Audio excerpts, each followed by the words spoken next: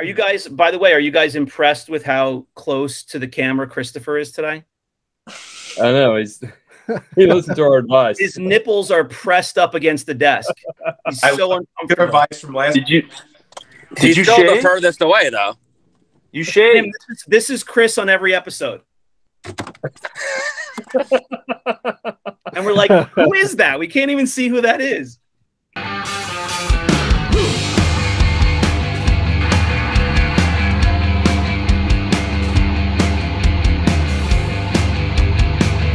Hi, everyone. Welcome to another episode of 5 Idiots Talking Toys. I'm Shane. I'm here with Brandon, Charles, Christopher, and John. We are here on another Sunday night with a fun episode lined up for you. We have a very special guest tonight. He is someone who has a pretty popular YouTube channel. We've all been fans of the channel for a while. We've kind of looked to emulate the success that he's had. So we're very excited for him to join us in just a couple of minutes. We ask you to please subscribe to the channel. We've got an awesome giveaway right now. We're giving away a HasLab Razor Crest ship. This thing is gigantic. If you haven't seen it, it's part of the vintage collection. It was an exclusive. It's all sold out, but we've got one for you for free. We're going to ship it directly to you in the US. All you have to do is find that video on our channel for the giveaway, subscribe to the channel, like that video, and comment on that video, and you'll be entered into the drawing once we hit our subscriber goal of 2,500 subs. All right, folks, now joining us is our special guest for this episode. We're very excited to have him here with us from across the pond in England. It is one of the biggest Star Wars podcasts on that side of the planet. Bossk Bounty is here. Tim from Bossk Bounty, thanks so much for joining us. How are you today, sir? I'm very well. Thanks for having me on. I really appreciate it. I've been watching your show since you've been started, so I'm a big fan. So to be asked to come on and for you to start it early for me is great. So thanks. Yeah, thanks for joining us. Chris has always talked highly of you, and we all watch the channel and try to pick up what kind of tips we can from you as we get our channel going and going. Chris, thanks for making the connection. No problem. I know Tim is shocked, but I actually do speak very nice things about him always. Yeah, I'm shocked. me, Tim, and John, the action figure grader, has kind of had like a group chat going on for the last, I would say, year or so, and we're always busting each other's balls on there. So it's finally get Tim on and have him on the show. Yeah, we just abuse each other on it, basically. Yeah, so far to this point, you know, the biggest guest we could get was John Rula, you know, twice. So finally we have, you know, Bossk Bounty on. Now we love John, and he's been a big supporter of ours as we've gotten started too. So it's really great to talk to both of you guys. You guys have been doing it for a while. Let's just jump right in, guys. You know, does anybody have a topic or a question that we want to start with? I mean, this is a guy who has a podcast that just is running, you know, really well. He's got a thing going there that we'd love to emulate. I'd like to start it off. I actually would like to know, you know, kind of how you got started doing this. And when you did start doing it, did you think that you were going to get as big as you are now? There's no way I thought it was going to get as big as it's got. I still don't really think it's that big when you compare it to like some people. I guess when you first start, you look at maybe people like myself, but then I look at, I don't know, some other YouTubers and I think, Christ, they are massive. How did they get that big? I'll never be able to get that big. But I guess the longer you do it, the bigger you'll get over time. I started it in, I don't know, maybe 4 or 5 years ago now. Okay. And it was because basically I got to that point in my life where my kids were a little bit older. I'd bought my house, I'd got married, and I started collecting again. And the vintage collection came back from a modern Star Wars point of view in 2018. So I just decided to start a website, and it was the website that actually came first. Yeah, so I started that, and then the YouTube thing just basically came from that, because I think my son used to watch those kids opening surprise egg toys and stuff like that. That Ryan kid or whatever his name is. He used to watch that a lot when he was like 2 or 3. So I just used to watch that with him, sitting him on my lap or whatever. And then I just happened to find Star Wars channels as you do. And I just thought I could do that. So I just started it. And yeah, it's just the first year or so is slow. There's no doubt about it. But once you get on the roll, it's pretty good. That's kind of where we're at now. You know, my brother Charles thinks we're going to have 30,000 subs in the first 2 months. And we're all trying to explain to him, Charles, like, this is like a long game. These guys are not doing this for 5 years and exploded after months. You got to keep doing it. You just have to keep going on there. Yeah. So that's exactly what Chris does. He has to make a point. So he's like, let me just use my brother. Every point is, oh yeah, Charles said this, and I was talking to my brother, and this happened. No, that's not exactly how it is. Can't you guys just get together for a big box of tacos and just have a good time? No Star Wars talk once in a while. You know, just you don't have to trade any figures for the tacos. Just go buy them. Now, I'm sure if someone looks back, we'll find a message from Chris sending it out to all four of us saying, oh, what's going on with the subs and this and that? And all of a sudden, now he has Tim here, this huge celebrity, and he's like, oh, my brother. It's all my brother. Charles, I'll tell you what, it took me 18 months to get to 1,000 subs. Okay. So it's just grown a lot over the last sort of year and a half. Well, that's because you kind of find your sort of niche, and then you center on that. YouTube likes a niche, you know. If you try and do everything, so like if you're just a toy channel, it's very, very difficult to grow quickly, I would say. And back then as well, there wasn't really many other people doing it that I found. Whereas now there's so many people that I've met, and there's like quite a big community of, especially like retro toy people, that I get on with and go on their live streams and what have you, and they all help each other and help each other grow. And I didn't really have that, to be honest. There was like one or two of us in the community that were doing what we were doing. So yeah, I mean, what are you guys on at the moment? I think we're at almost 1,100 subs in about 7 months. Exactly. Yep. There you go. See, closer to 12. Yeah, it took me 18 months to get to 1,000. How long have you been doing this for? I hear you say some of this stuff. Go ahead, Brandon. How long have you been doing this for? About since 2018. But I would say that like regular videos for like maybe 3.5 years, I'd say. The first year was very sporadic, really. And that's another thing with YouTube. You've got to have like a schedule, a regular thing going on, you know? Yeah, I would say that I started collecting like the vintage collection figures about 3 years ago. And when you start, collecting and learning about them, your channel is the one that you watch and listen to. It's you and then Only One Kenobi. I watch you guys for the new toys and the new figures, and you put out reviews, and, you kind of just tell it as it is. If it's good, it's good. And if it's bad, you say it's bad. Oh, but yeah. When you're getting into collecting, your two channels are the ones that I started watching. Thanks. Yeah, it's interesting to hear you some of the things that you just said, because we've been having some debate internally about some small direction changes on the show, and just to step back for a second, there are a lot of people doing toy reviews and Star Wars, and in the last couple of years, and so when we met, and we just been friendly, we were friendly for a bunch of months, and then somebody had the idea to do a show, a recording. And so the thought behind for us was, well, rather than try to copy somebody who's already doing great with reviewing figures or focusing on a certain direction, it was like, well, if the five of us get on and just have a conversation, and we're collectors, and we talk about what how we're collecting, what we've just bought recently, things like that. We thought, well, we don't really see anybody else doing that, so it's more of a a conversation. So that's kind of where we started.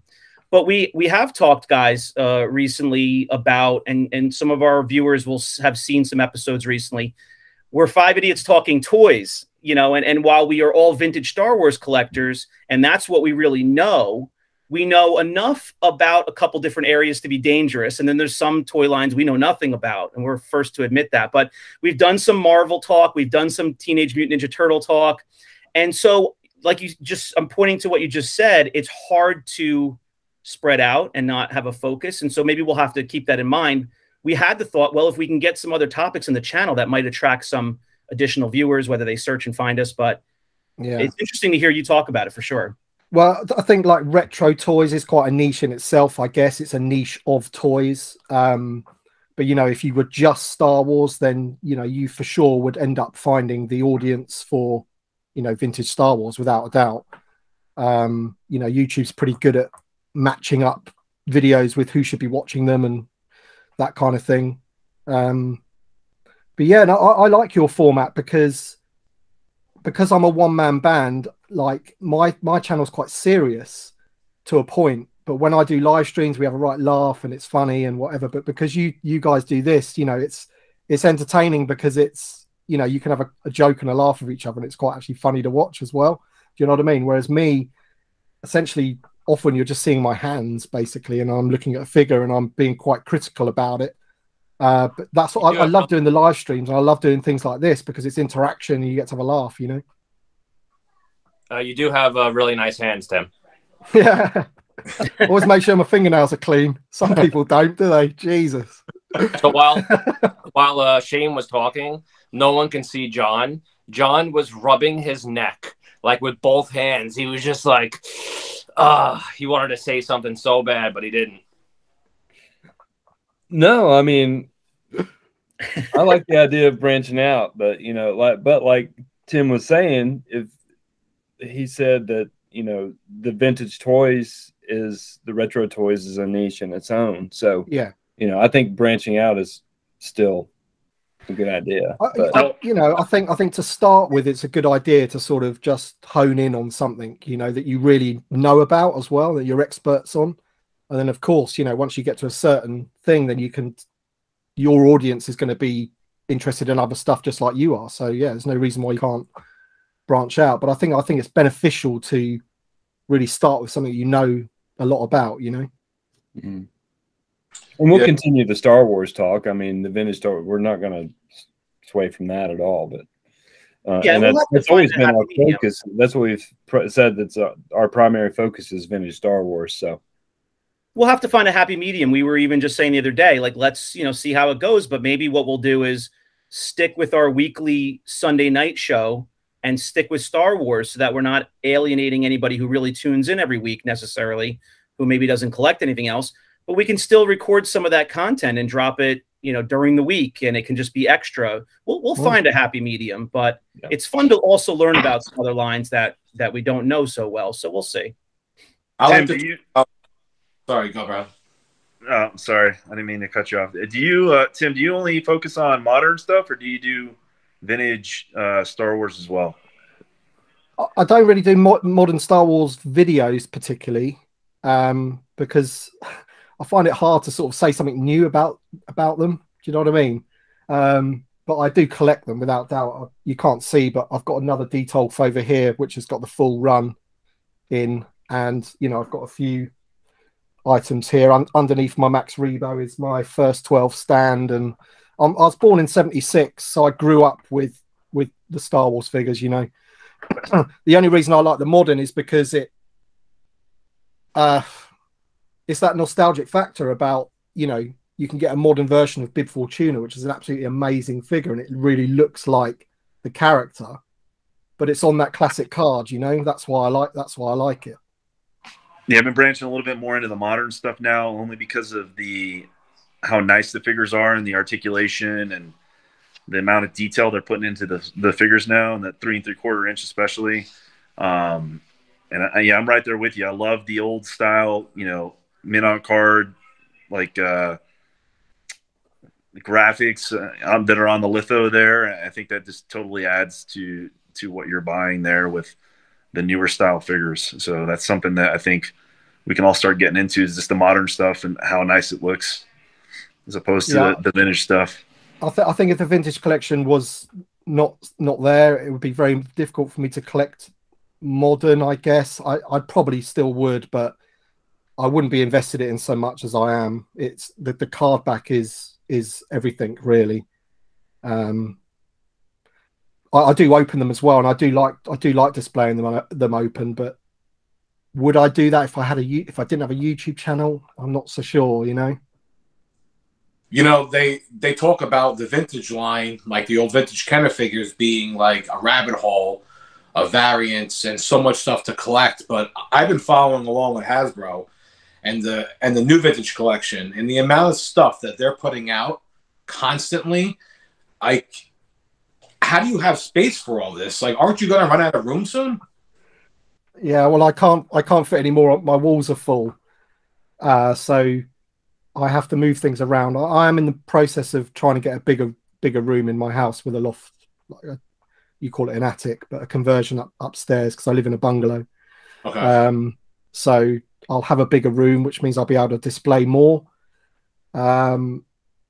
But also when that happens, I've got a lot of vintage stuff which I can't display.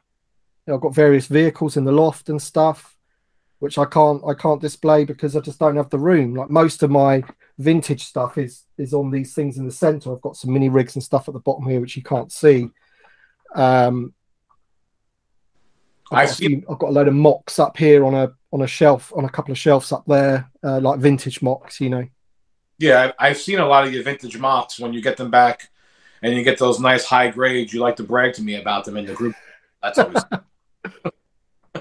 My Yoda came back. Did you see that? I didn't see that. No. Hang on.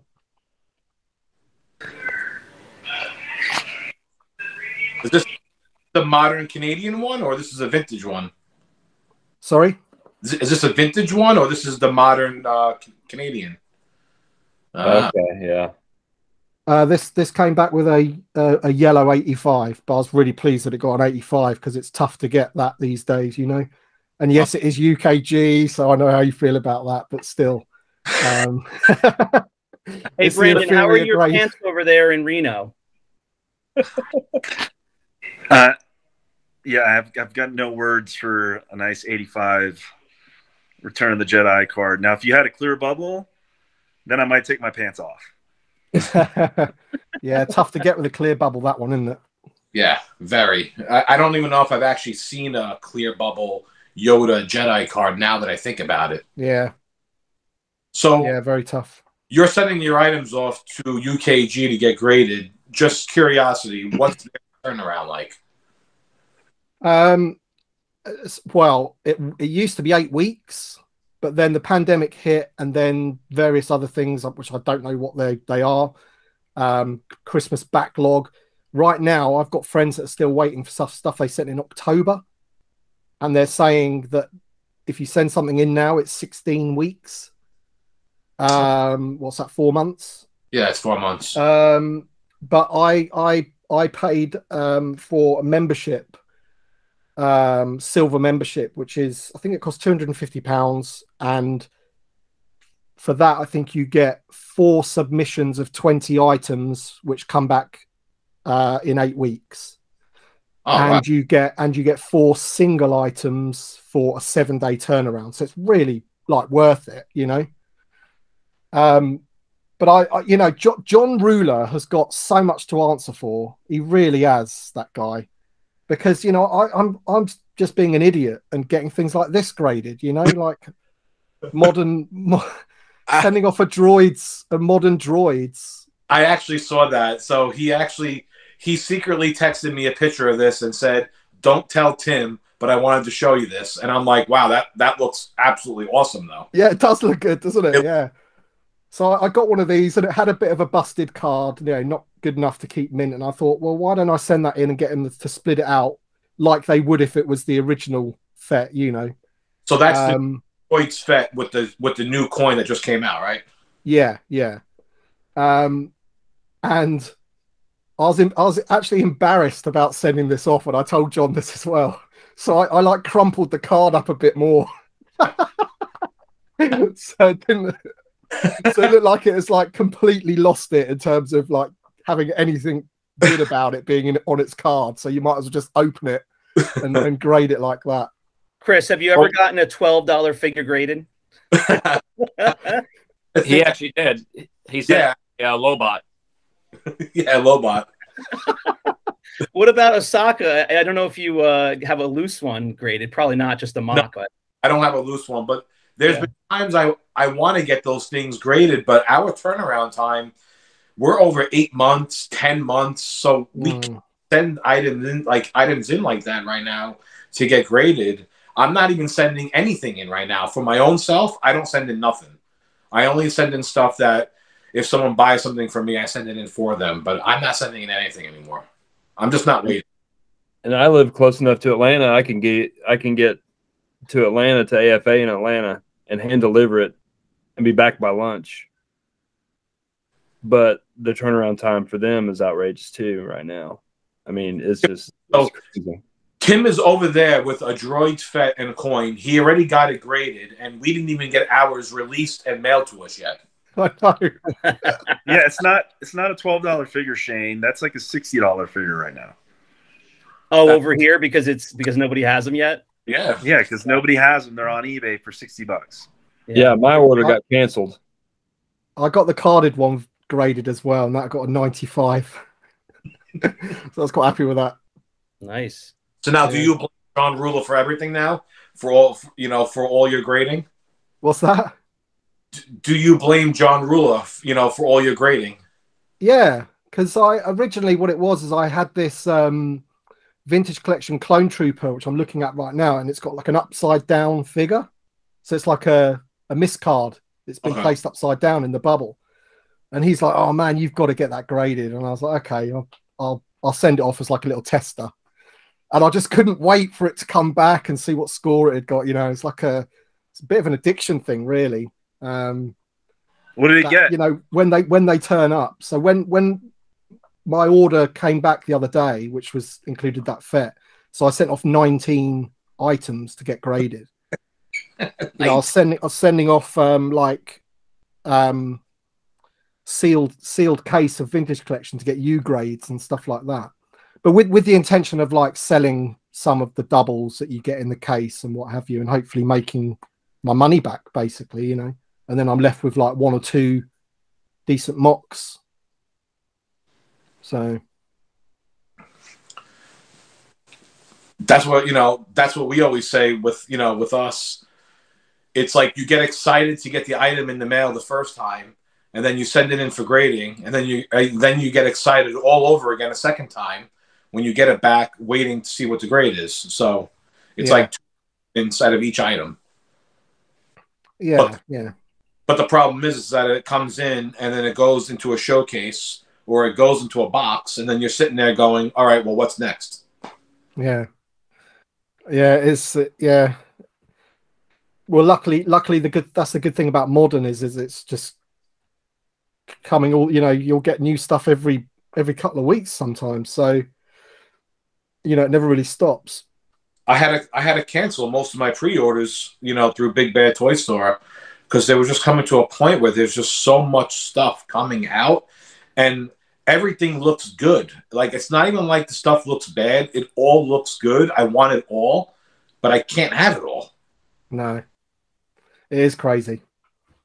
I think the vintage collection's up to 250 carded figures now, not including exclusives. So the numbering's up to like 250. So Tim, that's a major focus for you, for your collection, and obviously for your channel. Just to fill people in who are watching who may not know, or remind some of us, the vintage collection started in around 2010 or 11. Is that right? And you're nodding yes. And it ran for about 3, maybe 4 years, and then it had that big break. 2 to 3 years. Yeah. So originally in 2004. You had what's called the Vintage Trilogy collection, which was 12 or 13 figures of the classic, like Han, Leia, Obi-Wan, Vader. And that was like a prelude to it. And then in 2006, they did the Vintage Saga collection, which was a lot of the ESB figures and Return of the Jedi figures, and another 12 or 13. And then in 2010, they did the proper vintage collection, where they'd obviously sold well, those. So they started a whole, run of them. And it went until 2012, I think it was, end of 2012. And then they stopped it, and then the Black Series came in, didn't it? And they were trying to force people to to buy 6-inch, because essentially it costs the same amount of money to produce a 6-inch figure as it does a smaller figure in terms of tooling and sculpting and design and marketing or whatever. You know, they might have to pay a tiny bit more for the amount of plastic, but it's not a lot. But they can charge $6, $7, $8 more each figure. So, you know, when the vintage collection came back in 2018, I was over the moon, because that's what I like, you know. Yeah, I started collecting at all in 2014, and I started with the Black Series. I just thought that, you know, the detail on them was really cool. I hadn't collected anything before since I was a kid, and so I started with the 6-inch because they were so well detailed. But there were everybody's thumbs downing and booing, and I mean, this is the wrong audience for it. The Black Series is really, really popular, but you guys are not the audience. But I'm not the audience either anymore. I sold all mine. I was a completionist. I had every single package variant and everything up until 2020, into 2020. And I've sold it all now because it's just too much to keep up with. It wasn't enjoyable anymore to try to chase all that down and stick it in a box. You know, like I couldn't even display them anymore. Hey, Tim, let me fill you in on this. So it's like a guy, he plays, you know, football in high school, and now he's like 50 years old. And he's like, back in the day, I was the quarterback of my high school team. I scored 7 touchdowns. This is Shane with the Black Series. He bragged. Now I'm Al Bundy. He had the best series of the Black Series. He had every, you know, whatever, Darth Vader or whatever he had. He loves to tell everyone about the Black Series. He just shouts out Darth Vader like one figure. I had you guys see the shelves behind me, and I mean, you know, there's you know, 6 bookcases, floor to 6 foot in the air. They were totally full of just the sides of the boxes. All you would see was the red panel. Yeah, the red panel was like all these ones over here. I had the original lines over here, and then there started to be piles on the floor. And I just said, that's it. I can't even enjoy the figures anymore, because when I first got them, they were all facing forward. I could see the figures. Really enjoyed that. You know, working in here as my office, it was fun. So I said, you know what? I really think I would enjoy the vintage figures that I had when I was a kid more. But anyway, what I wanted to say was, in the Black Series universe, there were the 3 3/4 figures as well. Now, I never collected those. I have, you know, one for my focus. That's it. But it seemed like they put up the pause button on the vintage collection, and then started to try to fill that hole with the 3 3/4 Black Series. I don't know what your thoughts are, how those were, if they were more detailed, if they're nice, whatever. But they never really took off, right? They tried it a couple of times, even with the new movies, never really took off, and then they went back to the vintage collection. Yeah, well, the Black Series had 3 different lines. You had the orange cards with the orange line, and then you had the TIE Fighter pilot packaging, and then you had the red and black boxes. So they're just mini versions of the ones you collected, but they were Walmart exclusives. So to me, it was just like they were trying to kill the line, because the quality of the figures in the orange line and the TIE Fighter line were far as good as like what came before it in the vintage collection. They were, you know, just poorly sculpted, poorly painted. They were just garbage, basically. And then when the Walmart ones came out, that's the only place you could get them. So you're making your only offering of 3.75-inch figures, like super articulated, as being an exclusive. So this is what I give my son when I want him to break things and use it as junk. It's the 6-inch Black Series stuff. This is what he plays with. Well, yeah. those 3 3/4, you're right. Being Walmart exclusives in the red and black. I don't know about you guys. I don't know if you ever paid attention, but my Walmarts, the 1 or 2 I have around here, were always completely empty. You know, when new stuff would come out, you'd find maybe like a couple of peg warmers. I don't know if it was some guy walking in, buying a shopping cart full and clearing them out in the first day, but you know, if you were trying to find those, they were not easy to find, you know, toy hunting in person. So John Rula was going into all of them and clearing them all out, buying everything. when you make a certain line, let alone certain characters in the line, you know, store exclusives, you know, there's some excitement about the fact that they're harder to get. But when they really are harder to get, it makes it not fun. It makes it that you have to go online and pay 3 times as much. And, you know, you don't get a chance to shop for them in person and drive around. It takes away from the hobby of it. Mm. So in terms of vintage, Tim, which is what we you know, all know, that's our bread and butter. What do you like? So you finished your whole like 96 run, or I need a yak face. okay. So I'm going to Echo Live, which is our sort of toy show, on next weekend. Yeah. So I'm hoping to pick one up there. I'm also picking up a Bossk mock, which I've paid a deposit for, meeting the guy there, and you know, I'm going to pay him the rest of the money. So I've got that. I'm hoping to find some other mocks of Bossk, but I've been to the last sort of 5 or 6 of those, and you know, sod's law, that's the one that I never really see. It's just, you know, got everything else, but For whatever nice. Like to find a mock of Bossk, everyone collects them, and even if you don't really like love Bossk himself, the card back itself is awesome. So no one ever wants to get rid of them. Yeah. And that's kind of where I'm at right now. I know you're trying to get my 41A back from me. Yeah, that's a beauty. It's so hard to let go because I may not collect Bossk himself, but I love the card back. It just looks so cool. And well, Chris, out of all the dozens and dozens of yak faces that you've sold, I can't believe you didn't hook him up with one figure. Please don't get Tim started on that, because he's been texting me for the last 2 years, always breaking my chops about figures. I think he's under the impression that we get these figures for $15 over here and sell them for like $300. And I'm always trying to explain to him, I'm like, no, like we're paying a lot more for those. To be fair, you did hook me up with. Face is cheaper over there, Rick, isn't it? Yeah, for a mint yak face, I wouldn't pay more than £300, which is what, $420 or something. Yeah, and I think I even told you that. I said looking for a yak face and the amount of man that you were looking for, and some of those last 17, it's cheaper to get them by you than it is by us. Yeah. And to be fair, you did hook me up with, I think I got like 10 or 11 figures from you, and they were really nice ones. I bought some off John as well. Okay. John shipped them to, he probably didn't remember it as me, but John shipped them to John. John shipped them to John Ruler for me, and then he sent them on. I think it was like a Luke Poncho, and I can't remember, a Barada, I think it was. Okay, yeah. I remember. Yeah, so I just need yak face now.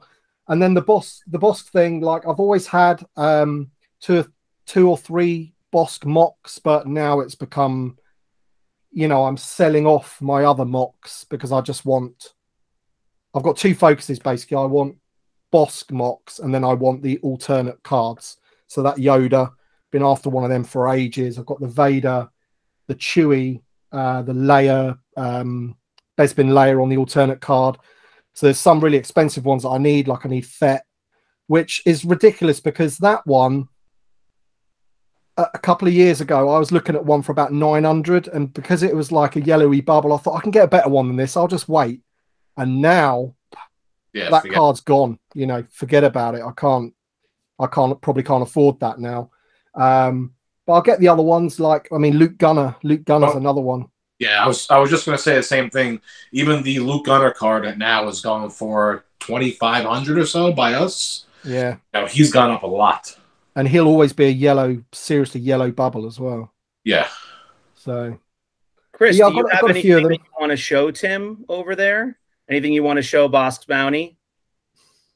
What's that? The top right-hand corner. That's where the Bossk is, right there. I know what Chris wants to show me. Have you got it yet? It's actually not in the mail yet. I've just been like busting your balls about it, but it actually didn't come in yet. It's coming in next Thursday. Yeah, because it's coming from Spain, I believe. Yeah, well, I bought the Fat Lips off the same guy the same night. So yes, yeah. I actually saw that after the fact. I was like, oh man, I really wanted the Fat Lips Bossk. Is that the lipstick Bossk? That's the lipstick. We have PvP. We have a new variant. Yeah, there's the lipstick Bossk. Yeah, yeah. Yeah. Oh, Charles is Charles' just face right now. every piece of energy just drained out of his face. It's not a U.S. version, Charles. It's like it's the Spanish PvP version of. Yeah. So, I won't explain who my brother thinks found this lipstick box, because he will find the 50-year-old guy who was sitting all by himself in the room, and he found the 50-year-old lips Bossk. I've never heard of that before. Really? Everybody stay tuned, because Charles's brain is already going. There's a TikTok coming out this week of Charles in the mirror just putting lipstick all over himself, and he's going to tag it with lipstick Bossk. He's going to be. Do you have an example sitting on his shoulder? You said it's a lipstick Bossk? Yeah. Oh boy. That's he's known as the fat lips or the lipstick Bossk. And it's I've never even heard of that, seriously. And he goes for, I want to say loose, maybe $500-600 loose. I've heard of the lipstick boba variant with all the red paint on his mask, but I've never heard of lipstick Bossk. So, Tim, I think I got him for 360 euros, which is £300, so about $400. So he's a really nice one as well. Oh, okay. So I was really pleased with that, because I've been after one of them for ages, and you know it's a poor substitution for the toxic limbs, but I'll get one of them one day. So basically, the box we can look at. What? Do you have one there so we can see it? No, I'm waiting. I bought it the same time as Chris. Chris bought the toxic, so it's in the mail basically. All right. Well, we'll lay a photo on top of this conversation so everybody can see what we're talking about. Yeah, essentially, it's exactly the same as a normal Bossk, but it's got a thicker red lips. Like you can really tell. You know, some people call that the Botox Bossk. It's hard to say. So now that you're integrating figures, will that certainly be one that'll be queued up for getting sent in to get graded in the near future? Yeah, well, this is the thing where John Ruler's really helpful, because I was looking at it and thinking, would it get a good score? So I sent him the pictures and he said, no, definitely send it off. I mean, even if it got a 75, apparently for a PvP, Fat Lips Bossk, that's going to be quite good. So, I must have missed your text that night. I'm sure that I never got one. Sorry. No, sorry, mate. No, I annoy him with that sort of thing all the time. I think we're kind of used to that. I get plenty of people every single day asking me the exact same questions always. And I think most of us do now that we have our own page. Yeah, I'm starting to get just a little touch of that. And I know you guys have been talking about it in our personal chat for a while. So it's interesting just for me to get the 1% that you guys get, to get a little flavor of, hey, Shane, I have a question for you, or, hey, what do you think about this compared to this? And, I don't pretend to be an expert ever. So I tell them like, well, I don't really know. Here's what I could tell you. But these guys must get 100 times that, because they've been selling for a while. They've been making a lot of relationships for a while. But yeah, the show, people think, reach out to them. We tell them to reach out to us in the group. So we try to help where we can. Yeah. And sometimes it's just like a second opinion, you just want to hear that what you're doing is right. Yourself it's right, but you just want someone else to say, yeah, do it, All right, guys, that is going to do it for part 1 of this episode with Bossk's Bounty. We're going to take a little break here and break up the rest of the episode into part 2, which we're going to show you next week. We really enjoyed having him here. A fantastic guest. We love the channel. He has big focus on modern Star Wars, as you heard. Lots of reviews and discussions about the new figures coming out and that have come out, and pre-orders and such. So definitely run over to his channel. We'll drop a link in the description below. Go over there, subscribe to Bossk Bounty. You're going to get a lot of great content that he puts out all throughout the week, every week. He has a really popular channel, some great stuff there. And thank you very much for tuning in to 5 Idiots Talking Toys. Please subscribe to our channel, like this video, and let us know what you thought about the discussion with Tim, who joined us today. We are giving away that Razor Crest. It's a HasLab Razor Crest. It's an enormous ship part of the vintage collection. It is sold out everywhere, but we have one for you for free. So please find that video on our channel for the giveaway, subscribe, like, and comment on that video, and you will be entered to win. Please join us next week for the next part of Tim from Bossk Bounty joining us and some more conversation about lots of stuff. Book of Boba Fett, the prequels, the newer Star Wars movies, the figures that have come out, the quality, the Black Series, the vintage figures that he has in his collection, the graded figures he has. We cover all of that in the next episode, so join us then. See you soon.